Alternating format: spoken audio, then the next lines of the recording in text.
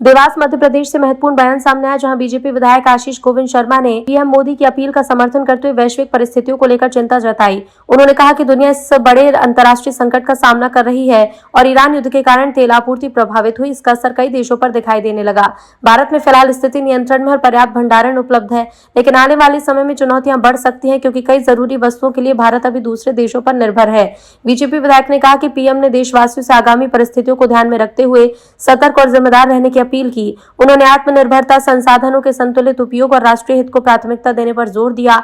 इस बयान के बाद प्रदेश में राजनीतिक और आर्थिक चर्चाएं तेज हैं। फ्री होम वर्क की बात करी है और जिस तरह से जो स्थिति उत्पन्न हो रही है उसको लेकर क्या कहेंगे? देखिए, पूरी दुनिया की जो बड़ी बड़ी महाशक्ति हैं, ईरान के युद्ध के कारण वहां से तेल की निकासी जो बंद हुई है, उसके कारण कई सारे देश हलाकान हो रहे हैं। भारत में अभी तक स्थिति खराब नहीं हुई है, हमारे पास स्टॉक है, लेकिन आने वाले समय में क्योंकि जो चीज़ हमारे यहाँ पैदा नहीं होती, जो हमारे यहाँ से निकलती नहीं है, जिसके लिए हमें दूसरे देशों पर निर्भर होना पड़ता है, उसका स्टॉक और उसके आने वाले समय में परिस्थितियों को देखते हुए माननीय प्रधानमंत्री जी ने देश की जनता से आग्रह किया है। पहले भी जब कभी खाद्यान्न संकट होता था, कोविड का काल हमने देखा, तब भी हमारे प्रधानमंत्री जी ने और उससे पहले के जो प्रधानमंत्री रहे, उन्होंने देश से आह्वान किया और देश की जनता उनके आह्वान के साथ एकजुट होकर खड़ी रही।